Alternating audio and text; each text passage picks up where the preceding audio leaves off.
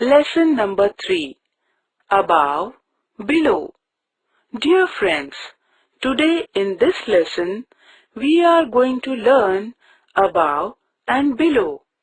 When we go to our kitchen, we cannot remove the utensils which are above, but we can suddenly take glass which is below. Now look, here in this picture, there are two monkeys. One is above the tree and another one is at the below. Friends, you must have seen train. In this picture, train is at above bridge and uncle who is driving motorbike is at below the bridge. Now tell me, in this picture, where is fan? Correct. Fan is above. And where is chair? Correct. You are right. Chair is below.